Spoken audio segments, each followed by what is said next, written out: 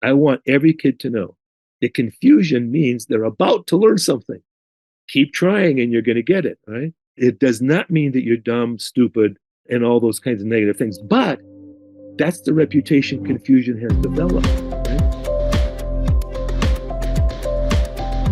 Hi, and welcome to the Heart Leader Podcast, where heart and mind align. I'm your host, Amber, and today I am joined by Paul Bernabei. He is the leader of an organization called Top 20 Training. This amazing soul does so much to get out there and inspire the hearts and minds of everyone from high school, middle school, and younger students to those of us who are in the corporate environment and even more. So, Paul, thank you very much for being here and sharing this kind of wisdom with us. We really appreciate it. Amber, I have to tell you, as you were introducing me, I was thinking about my grandfather. He came from Italy at the age of 17, and he was a coal miner, all right? He went into a coal mine every day with a pick and shovel and did what coal miners do, all right?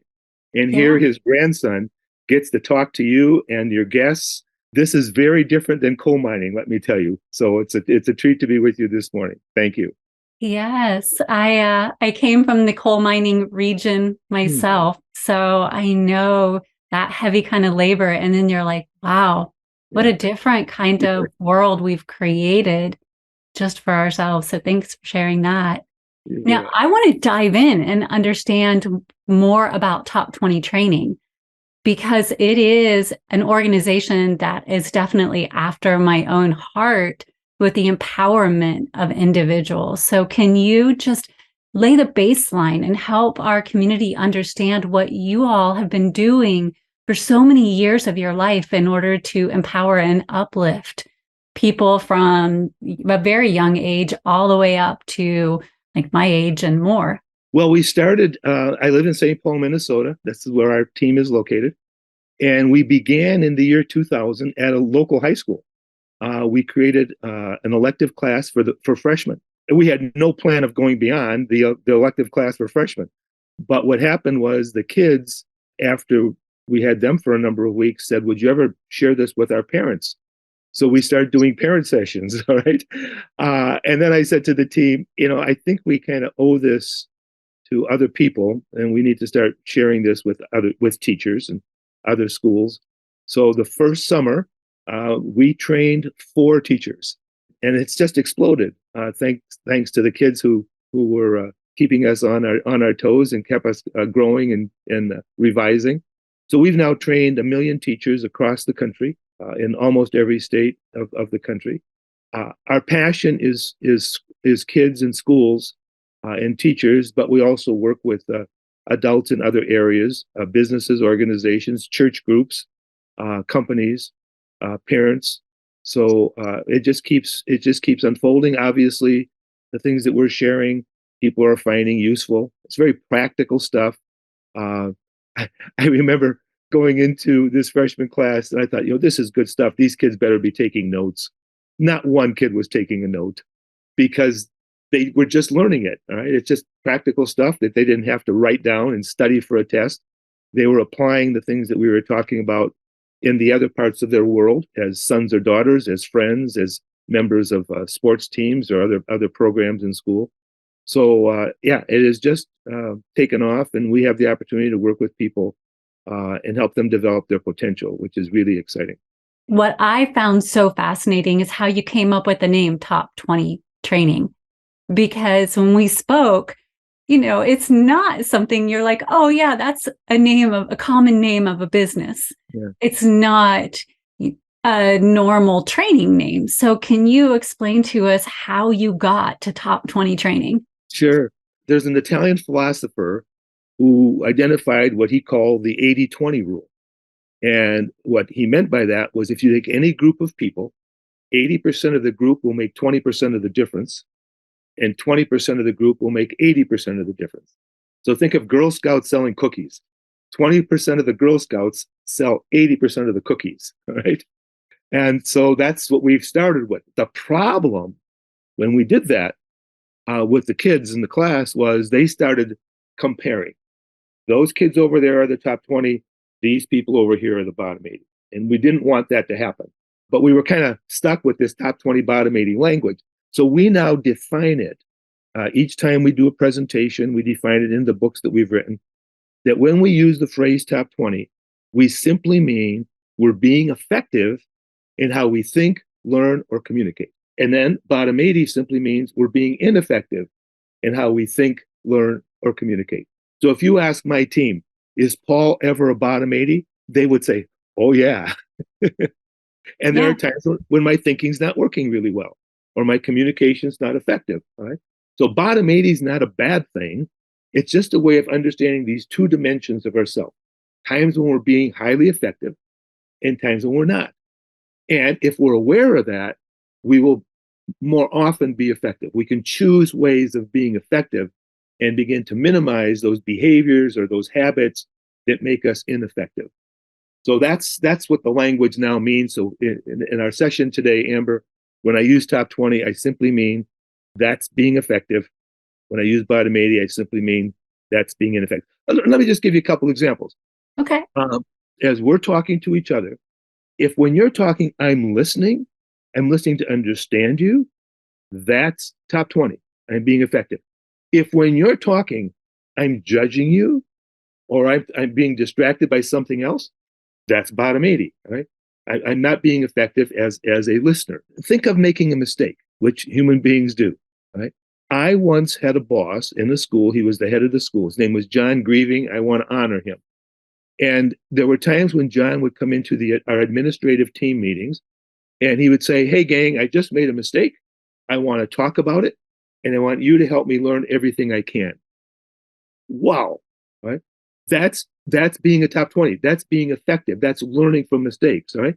What a lot of people do is when they make a mistake, I'm going to blame Amber. I'm going to make an excuse for it.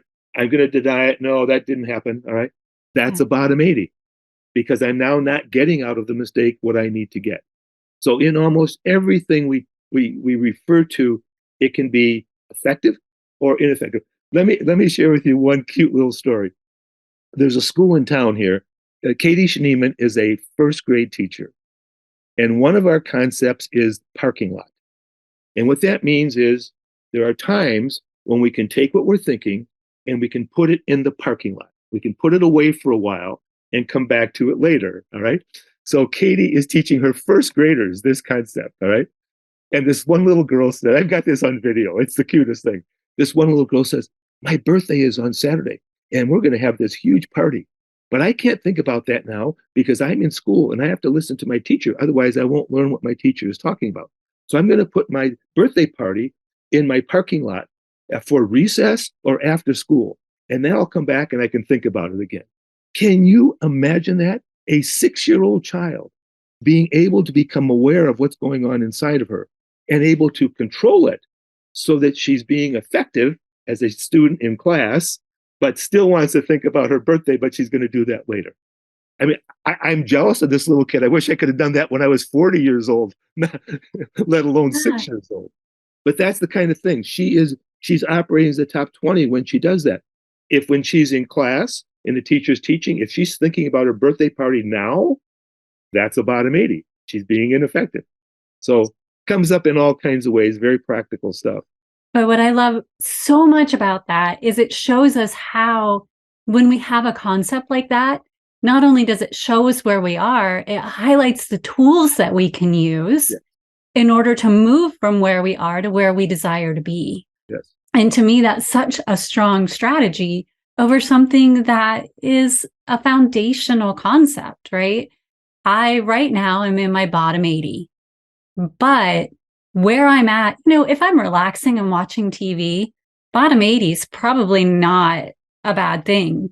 That's the time to be in my bottom 80. But if I'm sitting here engaged in a conversation with you and suddenly I start tuning out, well, I know this is when I need to be in my top 20. So what tool do I have to pull myself back into the present moment, like breathing or focusing on something with you that really pulls me back into the present? What you've done is given me such a great foundational way to do that, to pull myself back in and know when I need to be in my top 20 and when it's okay to be in the bottom 80. Yeah. And again, being a bottom 80 is going to happen. Why? Because you live on this planet. All right. There are going to be times I might be tired. Maybe I didn't get a good night's sleep. So my thinking's not working really well. Again, that's not a bad thing, but I just want to know it. And here's the primary reason why I want to know when I'm operating as bottom 80. When I'm in that condition, I don't want to make important decisions. Yeah. Because the decisions I'm going to make are probably going to be bad ones. Some years ago, my mom was 96 years old when she experienced a stroke, right? And for the last 7 months of her life, she couldn't speak and she couldn't walk, right? And we were in the hospital with her, in the nursing home with her every day for 7 months, right? And I was exhausted. I was exhausted. In some ways, a beautiful time being with my mom towards the end of her life, but I was just exhausted. So I said to my family and I said to my top 20 team, I'm not going to make any important decisions now because this is not working really well. And I was still able to function, but I just knew that I wasn't thinking as well as I would have wanted to if I was going to make important decisions. So you can avoid making messes in your life by sometimes not making a decision because you know this isn't working. I've coached a girls basketball team, and game started one night. One of my players drives into the lane, the free throw lane, and she is fouled. I mean, she's hacked. Right? You could hear the slap. The ref didn't call it, and so the other team gets the ball. They're heading down the other end of the court. I jumped up, ref, that's a foul. You got to call that. I ripped off my red jacket and I threw it 20 rows back. And guess what? He did call a foul, a technical on me. Say, here's what happened. My thinking stopped working. And I made a decision with a thinker that was broken, right? And I got the consequence that you get, embarrassment and all kinds of stuff, right? See, if I would have known my thinking was broken in that moment, I would have leaned over to my assistant coach and I would have said, hey, I think the ref missed that call. And then I would have gone back to coaching my girls. Because what did they need that night? A coach or a crazy guy? Well, what they needed was a coach. What they got was a crazy guy because this wasn't working and I'm making decisions. All right. So again, when we're aware of that, we can back off and say, I'm not going to throw my jacket. I'm not going to yell at the referee. Let's call a timeout. Yeah. Even if it's for me. Yes, it was for me. Especially if it's for me. I need a timeout. Yes, yes. So I know when we talked before, we were talking about the culture that school and social media is starting to have on young people, and how that's kind of playing into insecurity. And with our whole discussion being about vulnerability and what that's doing to our youth, being willing to be vulnerable when everything is around judgment and really highlighting an insecurity, you were talking about tools that you have that can help empower both the youth and teachers. Be there. There are like 4 pillars, I believe you said, where you're helping empower these individuals to walk into schools now and have tools to come at it from a different direction. Can you talk a little bit about that? Because it really has become an epidemic when we start hearing about school shootings and kids who would rather go to school on the internet than have to face a day in the classroom. So I really want to talk about that. Let me begin with this. And again, I think this is true in other places besides schools, but because most of our work is in schools, I'll use school examples today. School, 3 words. School is felt. When you walk into a school, you feel it, right? Lake Middle School is in Woodbury, Minnesota. When I walk into that school, I don't want to leave because the receptionist will say, hey, Paul, what are you doing here? We weren't expecting your day, but it's so good to see you. Where have you been? Hey, everybody, Paul's here. Right? I don't want to leave Lake Middle School when I go to Lake Middle School. Right? There are other schools I walk into and I think, is it time to go yet? Right? Yeah. Because school is felt. I can feel Lake Middle School, right? By the way I'm responded to. So that's what culture is really all about. Culture is energy that moves in that building, all right? And it's either positive energy or it's negative energy. But people feel that. I just had a phone call recently, a couple of days ago, with a local principal who has a teacher, an art teacher, who is brilliant in teaching art, but she's awful in relating to children.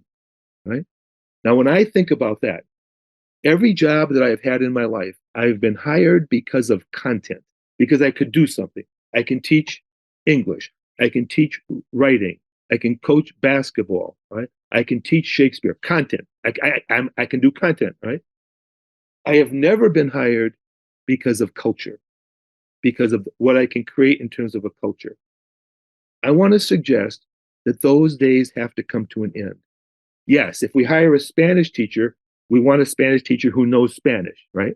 But we also want a Spanish teacher who can create a culture in his or her classroom where kids thrive, or a culture in the school where kids thrive. So it's no longer just one C, content. It's now two C's, content and culture, right? So the four cornerstones that you're talking about are help others succeed, communicate you matter, honor the absent, and see the problem on the problem. When we work with the school or business, we talk about those as job description. So let me use the Spanish teacher example again. We're hiring a Spanish teacher. Her job is to help others succeed, communicate you matter, honor the absent, see the problem, own the problem, and teach Spanish, right? If we're hiring a maintenance person, their job's those four cornerstones and sweep the floors, right? So we're now hiring people to create a culture that is highly effective for everybody who hangs out in that culture, right? Culture is important. Now, on our team, we know those four things. Do we do them perfectly all the time? We don't. We don't, right? But we are intentional about those four things, because we don't want the opposite of those four things to become the norm in our work with each other. When I think that we, four people, have trained 1 million educators and students and retreats and parents across the country, how did that happen? It's because of those four things.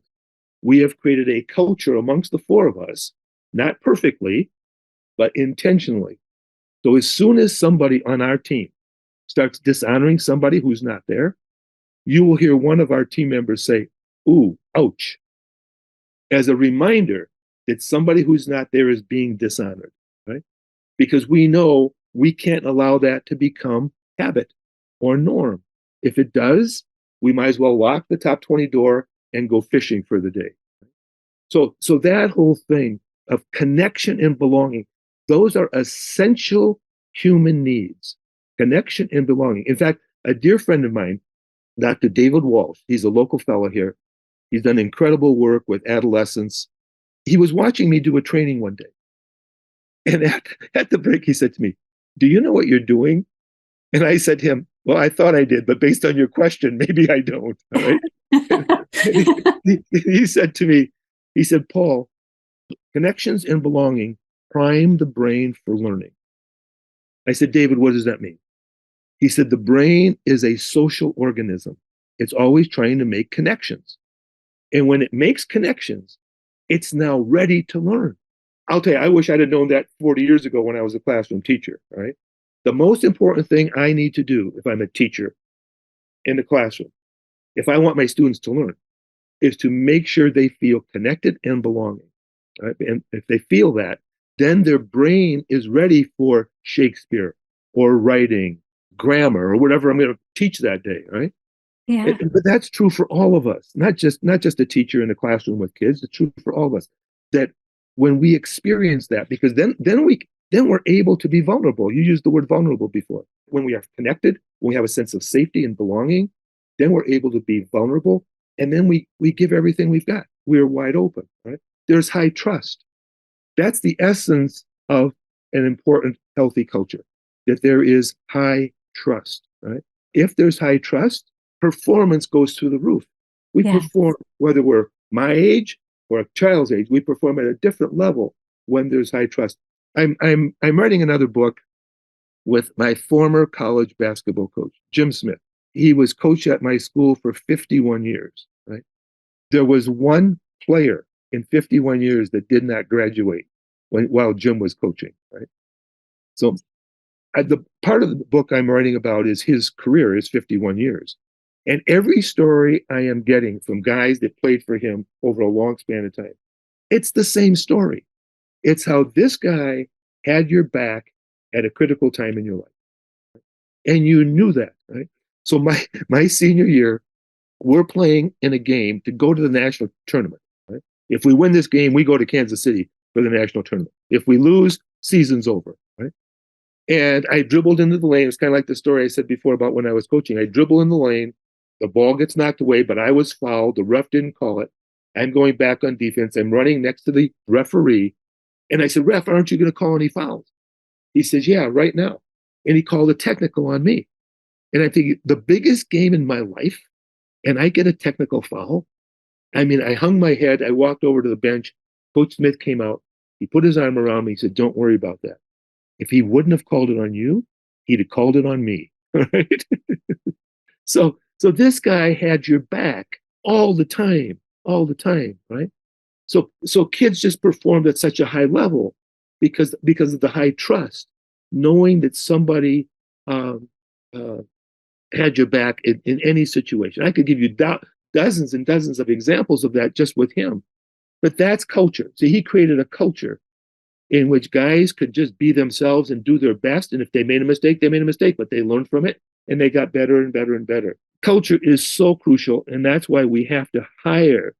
We have to hire for that. That's the job description as culture. Well, and it takes away that survival feeling that we have where I don't feel safe. And therefore, that whole fight, flight, freeze thing kicks in, and you don't know when you're going to be attacked and from which direction. Well, when that's gone, and you know that the people around you are adhering to those 4 pillars that you mentioned, then I don't have to have that concern. I know that even if I let my guard down, someone else is looking out for me. I wrote a book with Dr. Paul Shanfield. He's a neurologist, wonderful, wonderful man. And I learned so much about the brain. But what I learned from him is exactly what you're saying.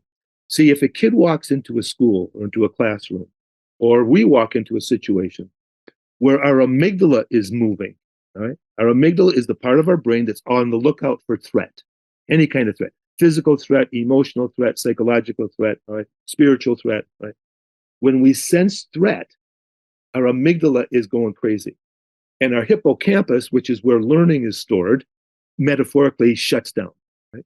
So let's say you got the best lesson plan for a kid, for your class, best lesson plan ever.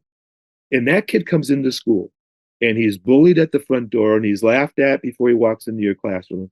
And when he walks in, you say something like, you're late again, you're always late.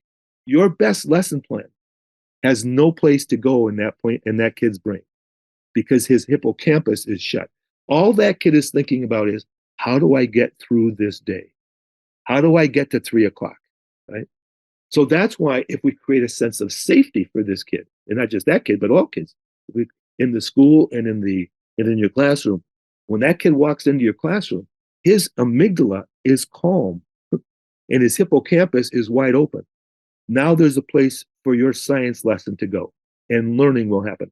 I would say this, when a kid walks in and his amygdala is going crazy, it's no longer a choice. That kid's not going to learn. And that is not that kid's choice. I, as the teacher or the coach or the parent or the boss in the company, have to do something to create safety for that person.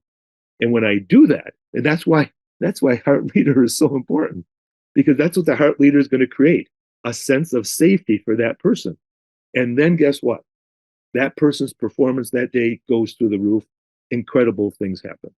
So thank you, my friend, for what you and your group are doing to create safety for people so that they can perform at their highest level and their potential just goes through the roof.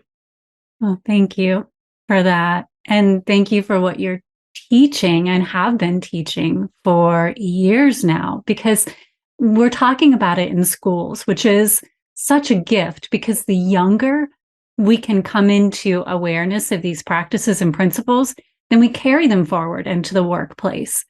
but coming up through some very stressful work cultures myself, that's part of what taught me, like, hey, this needs to be different because my productivity does go down when I don't feel safe. But when I feel like my team, and you were mentioning as we were talking before this call, the whole focus on building team, when I feel like I'm part of a team that is united in purpose, driving toward a common goal, that if I have a bad day, someone else can step up and step in, that I don't always have to lead, and that I enjoy stepping back and watching others step into the light, then there's this flow. And that's what sports teach us. But Yes. somehow we miss that Yes. if we're not into sports. Yeah. Yes. And so you're giving another avenue. Even if you come into a corporation and you start showing, like, hey, businesses, you're no different than a basketball team or a football team. You are a team driving toward a common mission. And if you are not operating like a team, you stand no chance. I'm glad you're using that word because that is my word for the year 2023. I mentioned I'm writing this book about the history of basketball at St. John's University, where I went, and a lot about Coach Smith. I went up to the campus last week to interview the current coach, Coach Pat McKenzie. Great guy. He asked me to stay for a practice, and then he wanted me to address the team. Right. So we were in this meeting room overlooking the court. And I said, guys, one of the things we do at our top 20 work is that we try to have people see things differently. So when you walk into this building, and seniors, you've been coming into this gymnasium every day for 3.5 years, for 2 or 3 hours a day, right? I want you to see this building differently than gymnasium. It is a gymnasium, no question about it, but I want you to see it as a laboratory. And when you come into this building, you conduct experiments for 2 or 3 hours a day, right? And as you conduct those experiences, you learn certain things. You might make some mistakes. You develop some skills in doing these experiments. And the purpose of the laboratory is for one thing and one thing only. It's to become a team. Now, we want you to win games. As an alumnus, I want you to win games, but that's not the purpose here. The purpose is to learn how to be a team. And here's why. Seniors, in 3 months, you never have to throw a ball through a hoop again. You might play basketball next year. I'm still playing basketball at the age of 75. But I have to know how to be a team in every meaningful part of my life. Let's call it family. Family's a team, right? Let's call it my top 20 colleagues. That's a team. I said, I'm going to give you another example. Last week, I was in Clinton, Iowa, doing a training at a school. And it's right when this huge snowstorm was coming across the Midwest. So I finished at 3:00 in the afternoon in Clinton, Iowa. I'm now driving back to the Twin Cities, and I know I'm not going to make it. So I stopped in Waterloo, Iowa, and spent the night. The next day, I come up through Rochester, Minnesota, heading towards St. Paul. And as I get closer to the Twin Cities, snow is coming. I'm still doing fine. I'm making time. I'm getting there. But I see a couple cars and trucks in the ditch, but I'm still heading home. I now get to a half a block from my house. In St. Paul, the snowy, you guys don't understand this in Phoenix, but in Minneapolis, St. Paul, there are snow emergency routes. And they get plowed right away when the snowstorm comes, right? So that the main traffic can go through the city. But the side streets don't get plowed right away, right? So my street, Stanford Avenue, hadn't been plowed. I am now a half a block from my house, and I get stuck, right? Oh, no. Katie, my neighbor on the corner down the street, and her 2 little kids are out shoveling their sidewalk. They see me stuck. They come over, these 2 kids with plastic shovels, all right? And they start digging me out, right? Brian, another neighbor, goes home and gets a pail of gravel to throw underneath my tires. 3 other neighbors come, they push me forward, then they go around the front of the car, they push me back, forward, back. A half hour later, I get my car in my garage. How did that happen? Team. That was my neighborhood team. People working together on a common purpose, doing different things. 2 kids with plastic shovels, a guy with a pail of gravel, 3 people just their strength pushing, right? different things, but they got the job done. Right? They got the job done. And if I didn't have that team, I'd still be a half a block from my house with my car. So team is what we're about when you come into this laboratory. Now, here's the problem. Not everybody learns how to do that. Not everybody learns how to be a team. So, Amber, one of the things that I have a meeting with my top 20 team next week, and I'm going to say, hey, gang, let's design a curriculum for grades K through 12, where kids are learning each year how to be a team. Because you're right, you get it in sports. I'll tell you this, I don't know if this is true for anybody else on the planet. I learned more from sports that I need to know as an adult than I did from sitting in a classroom. And I was a good student. I was a good student in high school. I was a good student in college. And I like school. But I know when I look at what I need to do today in 2023 to be effective as a father, as a director of top 20 training, as a neighbor, as whatever, I got most of those things from sports. So we have to help kids develop those things. Otherwise, they'll never achieve incredible, amazing things. And they can. So let's just give them those tools. I agree. I played a lot of sports growing up. My father was he felt very much like you do, where even if you're not great at them, you will learn so much because actually not being great at them is very helpful. Yes. You learn how to share more, right? Because in basketball, I likely was not going to be the one to hit every layup, but I knew how to pass it to the person who was. Yes. And in times when the person who was really good, they would get it to me because I could get it down the court. Yeah. Because I was really fast. Yeah. Yeah. So we learned how to rely on the strengths, but be vulnerable enough to say, this is my gap. This is where I know I'm not good. Yes. And so I know you are good here. I'm going to rely on you, my teammate, because we operate as a whole. We win together, we lose together. And there's a lot to be said for that. You know, I paid close attention to sports, and basketball was I played a lot of sports, but basketball was my main sport. So even when you look at the NBA, the professional league, right, and check out who the coaches are for those teams, they're not people who were great basketball players. And the reason why they're good coaches is because they had to learn all kinds of other things about how to be effective as a team, right?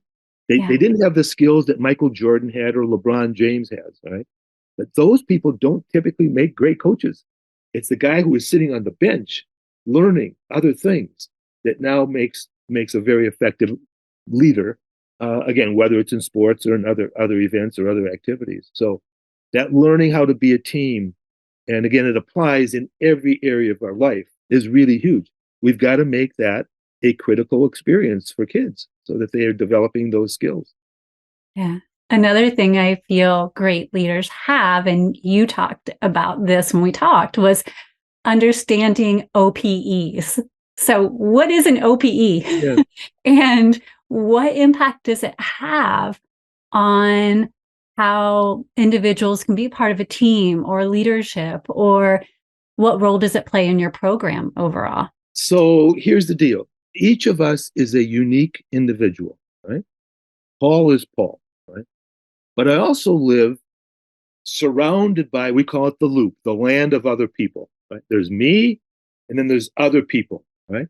Other people like today, Amber. Amber's in my loop, right? My wife is in my loop, my grandkids, all right? Social media is in my loop, all right? Other people, neighbors, people I work with, the school, the faculty that I'm training, all those other people, right?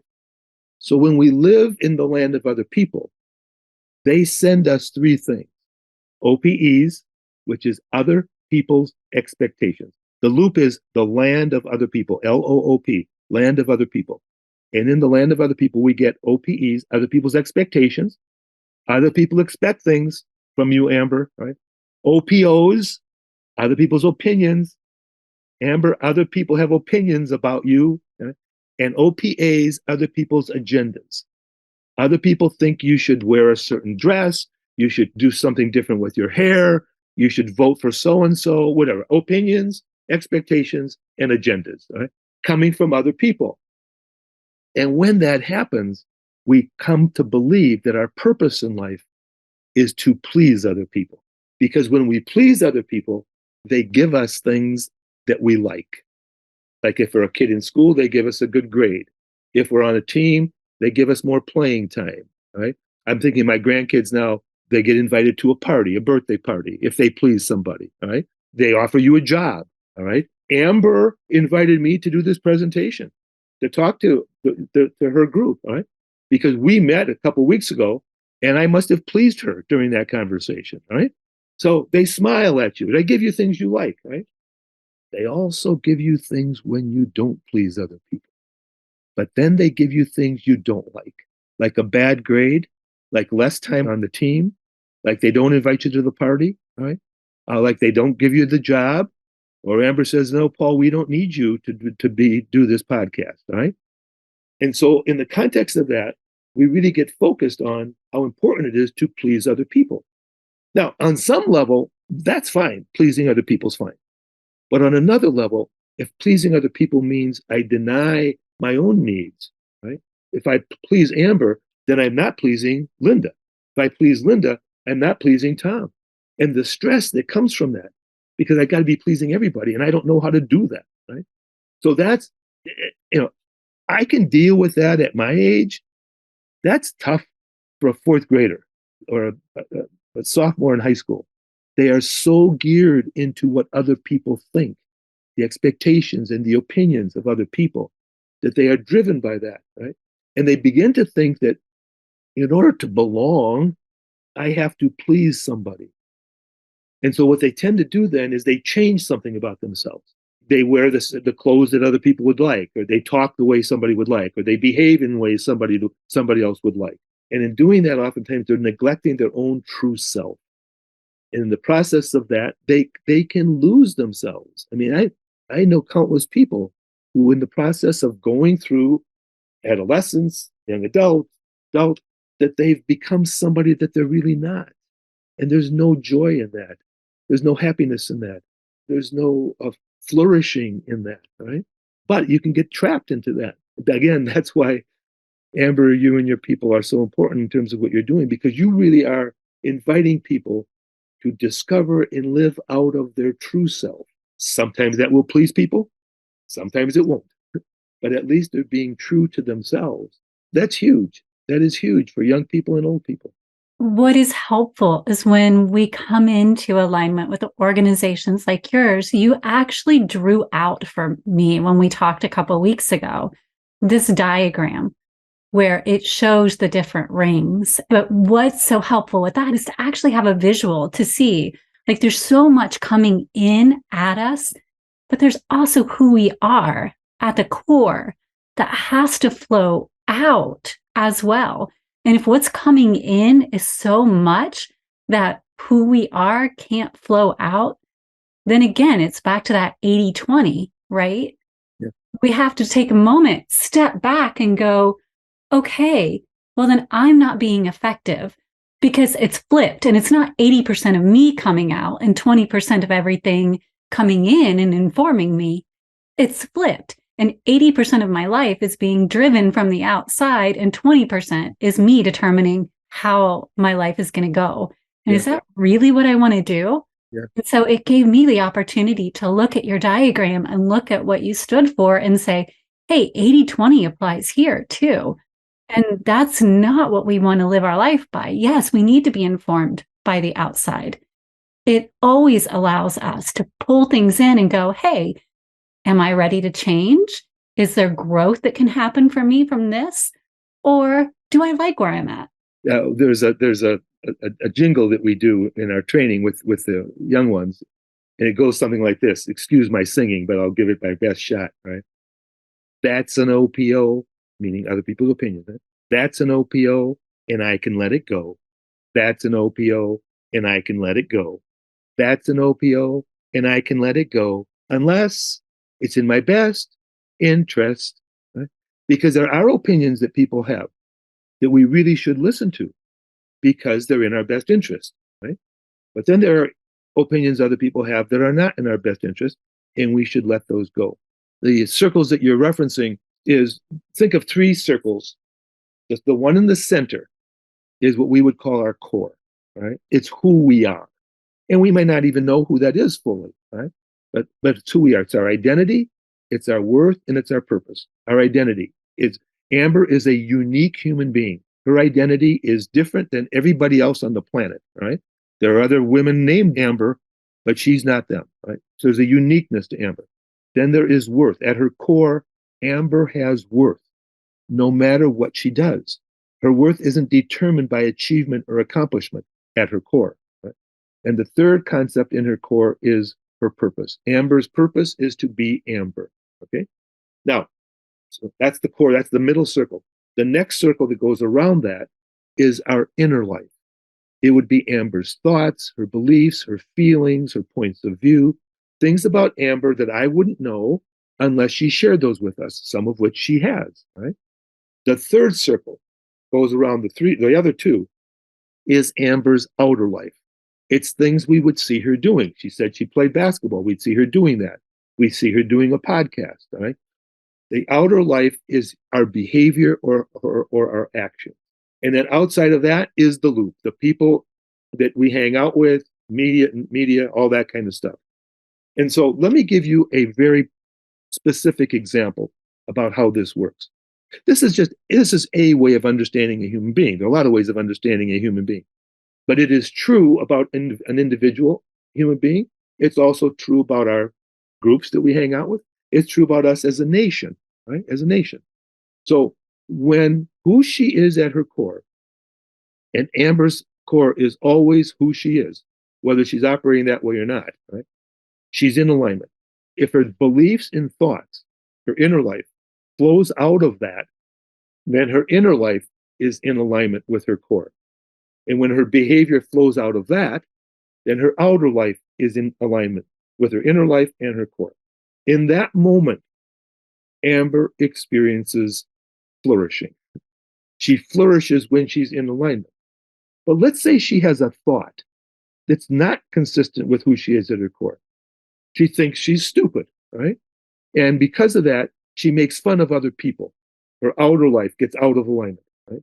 The more we get out of alignment, the less likely we are going to flourish. So here's a specific example.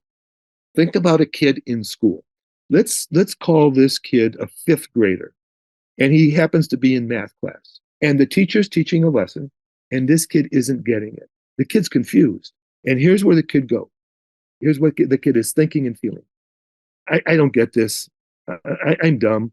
This is embarrassing. By the way, this subject is stupid. Why do I ever have to do this? I quit. I'll never get this, right? We're going to call that kid Bobby. That's where Bobby goes, right? Now, in another school, we got Charlie. And in Charlie's school, they're doing top 20 stuff. And so Charlie is in a math class, fifth grader. Teacher's teaching something. Charlie doesn't get it. Charlie's confused. But here's what Charlie's thinking. I don't get this. I'm confused. But my teacher taught me the secret about confusion. So I know confusion is a natural, necessary part of all learning. I'm going to raise my hand and ask a question.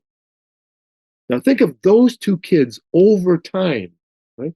Because they're not just confused once a year in math class. They're confused often, sometimes in math, sometimes in social studies, sometimes in science, sometimes in Spanish, right? So take those two kids, and I want to do a brain analysis.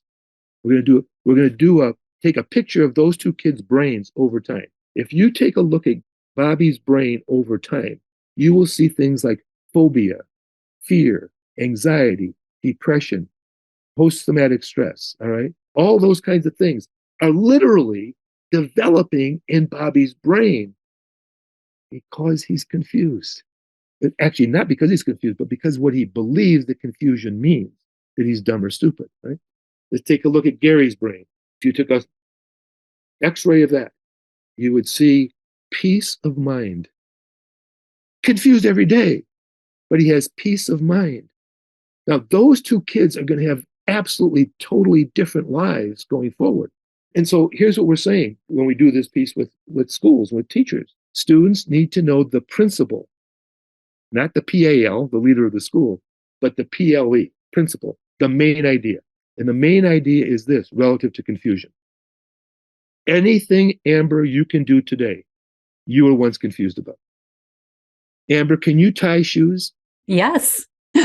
Were you ever confused about tying shoes? I have no doubt. I ran with Yes. Velcro for a long time for that very reason. Can you ride a bicycle today? I can. Were you ever confused about riding a bicycle? Oh, so much. I have scars on my knees. Yes. Can you read? Can you add numbers? Can you drive a car? I mean, if Amber listed 25 things that she can do today, we would say there was a time in her life when she was confused about those 25 things. Because confusion is a natural and necessary part of all learning. That's the secret. Confusion is a natural and necessary part of all learning. I never taught my students that. I was teaching Shakespeare. We were reading Macbeth. Do you think my students were confused when they were reading Macbeth? And I Yeah. never taught them what we're talking about today because I didn't know it back then. It's the number one thing I would want kids to know. If the education guide said, Bernabei, you can do whatever you want in schools across America, but you can only do one thing. What I would do is what I just shared, Amber, with you and your group here. I want every kid to know that confusion means they're about to learn something. Keep trying and you're going to get it, right? It does not mean that you're dumb, stupid, and all those kinds of negative things. But that's the reputation confusion has developed, right? That's the reputation. And so that gets a kid, when they think that confusion means they're dumb or stupid, then that kid has his or her inner life is out of alignment. And then they quit, they pull the hair of the girl in front of them, right? They disengage, and their outer life gets out of alignment. That is stressful, right? That is not productive. That doesn't lead to anything healthy or meaningful, right? Or things that we're proud about, right? It gets Yeah. us lost. It gets us off track. So confusion is not the problem. It's the belief that kids have about confusion. And that's an easy thing to change. So we ask teachers, how can you actually celebrate confusion? Celebrate it. There's a school just south of St. Louis, St. Joseph's School. It's in Imperial, Missouri, right? If you walk into that school, the very first thing you see is a banner with the word confusion on the top of the banner. And so every kid knows they're going to school every day because they're confused. No kid's quitting. Confusion's not turning a kid off, making them feel dumb or stupid. I was in front of that building one day. Kids were getting off the bus. Little second grader was coming. I said, why are you coming to school today? She says, because I'm confused about reading. I said, cool, that's what we do here. Come on in. Next kid, about a fourth or fifth grade boy, why are you coming to school today? I'm confused about fractions. Cool, that's what we do here. Come on in. Every kid going to that school every day knows they're going to school because they're confused. Confusion's not making them feel dumb or stupid because the teachers in that building have celebrated confusion with the students. Piece of cake once we do that, right? So yes, beliefs can be true. In the middle of the word belief is the word lie, lie. And if a kid believes that they are dumb or stupid, that's a lie. So when we do retreats with students and we present this piece, we then ask them, now that you know about confusion, what's the belief you're going to choose next time you're confused? And know that it's your choice. Now you can choose to believe that you're dumb or stupid. You can choose to believe you're about to learn something. That's now becoming your choice. You are free to make that choice. You're aware of your own inner life, and now you know that you have the power to make a choice, and that choice is going to make a big difference in your life, one way or the other. The fact that we can look at it as a way to re-engage people, not only students, but anytime you go to a new organization, there's so much. Yes, you're getting hired, as you said, to either maybe you're getting hired at a school to teach, or you're getting hired at a tech company to program. But there's so much more to learn every time. And so there is going to be confusion when you go into an organization. And a lot of times people are met with, well, we hired you because you're the expert. You figure it out. Well, okay, I can bring my skills into the organization, but there's going to be confusion coming into a new organization. So let's celebrate the confusion and navigate it together. Because what I can also bring is a new eye to areas where maybe you have confusion, but you haven't recognized it yet. And so this opportunity to see confusion as an opportunity to expand and create growth versus like suppress it and say this is a negative thing and it makes you stupid and bad. And then we just disengage and go, okay, well, I don't want to feel bad coming from the outside. So I'll just crawl into a corner and not engage in that. It takes on a whole new meaning. And the same thing, Amber, is true about mistakes and failure. Yes. What does a kid experience in school when they make a mistake or fail? Or what do we experience in the workplace when we make a mistake or fail? I have been an admirer of the Wright brothers for a long time. And a reason is I love people who are crazy, right? And Orville and Wilbur were crazy. They thought human beings could fly. Well, that's crazy, right? That's never going to happen, right? But they believed that, didn't they?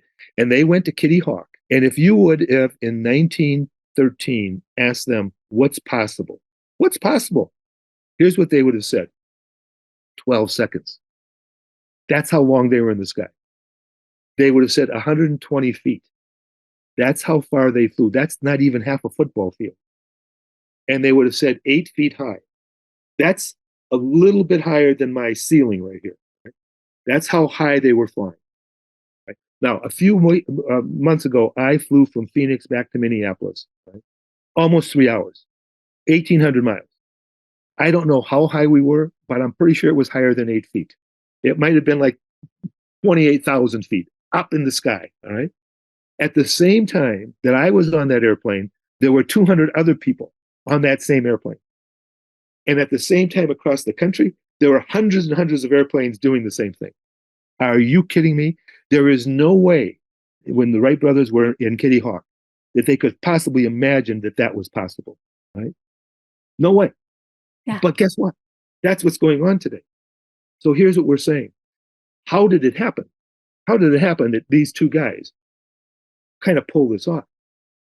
They didn't really know what was possible. But here's what they did know. If you put the certain conditions in place, it makes what's possible possible. What are the conditions? You leave Dayton, Ohio, and making bicycles, because that's what they did in Dayton, Ohio. You go to Kitty Hawk, you try something, and you fail. And you're okay with failing. Because when Orville would fail, Wilbur would say, hey, brother, what'd you learn?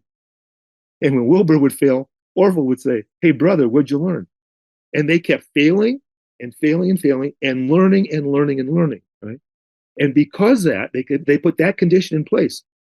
We're not going to stay up for very long, but we're going to learn something when we crash, right? That allows me to fly from Phoenix to Minneapolis in 3 hours because those guys put the conditions in place. We have to do the same thing. What Amber and her group are trying to do is put the conditions in place around heart leaders, for heart leaders, that makes incredible things happen. Things you couldn't even imagine, right?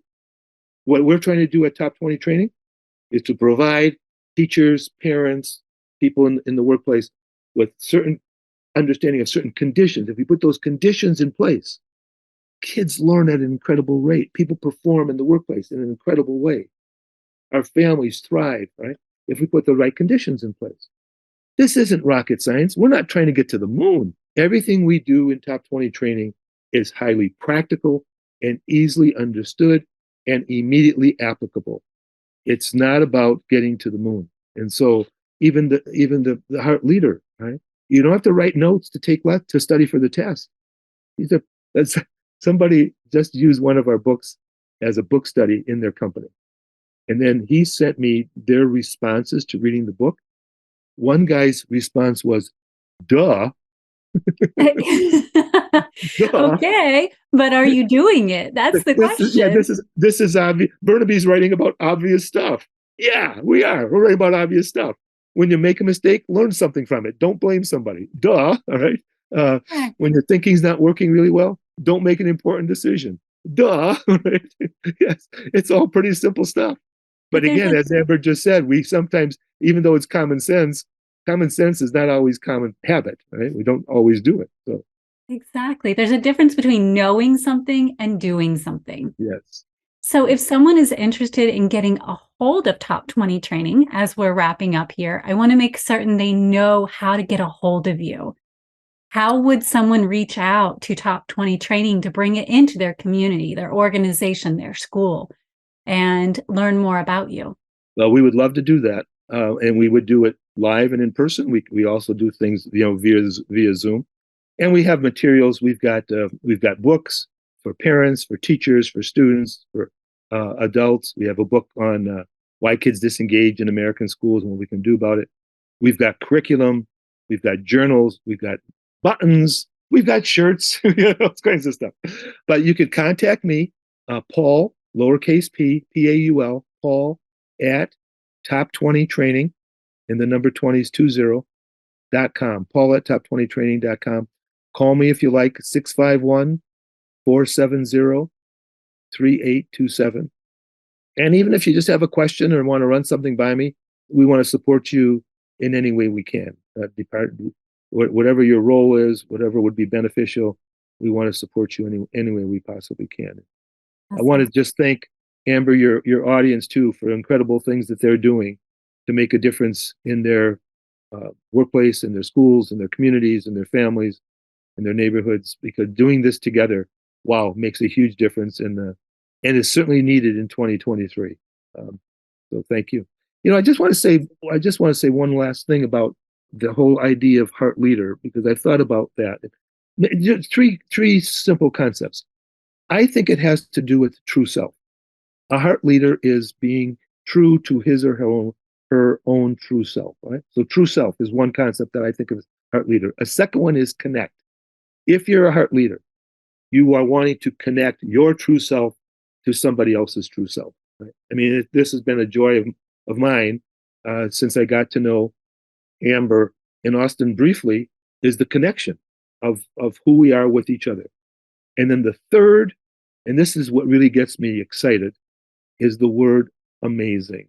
That when people come together, my true self, your true self, our true selves connect. When we connect, amazing things happen. And that's for the benefit of children. It's for the benefit of our homes and families and neighborhoods. It's for the benefit of the world in which we live in 2023. Amazing things happen. And I've noticed that when those things don't occur, amazing doesn't happen. Amazing doesn't happen when I operate as a bottom 80 person day after day after day after day. And when those things become a habit. So Amber, again, thank you so much for this opportunity. If there's anything we can do to further support your efforts, we're there. And if we can support anybody who's listening to this podcast, we'd love to do that as well. Thank you so much. And I'm about to cry because it's like you read my soul. The name of our organization, Suivera, means self-truth in Latin, which is pretty amazing because you didn't know that. And everyone laughs at me because I always say amazing to everything. So I feel very much the same way. So thank you for sharing those 3 points. It's truly a connection when, without saying words, we echo the same sentiment. It's freezing in Minnesota. If you could send me 30 degrees, I would really appreciate that. We'll do our best. It is finally warming up here too. So we'll keep sending. I also echo what you said about our community. Thank you so much, Suivera community, and everyone who takes in the Heart Leader podcast so that together we can create the world that we know is possible. I am very grateful to Paul and Top 20 Training for all they do. Take a moment, head over to top20training.com. I believe that is your website, correct, yes, Paul? Yes, www.top20training.com. Yep. Yes, and take a look at everything they have to offer. I've been getting their Wellness Wednesday newsletters, and it is a wonderful thing to have in your inbox. We'll make certain that all of those details are available for you as always. And don't forget, this month we have our free vulnerability journal that you can register and get. Really, all you need to do is DM us the word love from Instagram or Facebook, and we'll make sure to get that right over to you now. Until next time, I'm your host, Amber, and I look forward to seeing you in our Suivera community.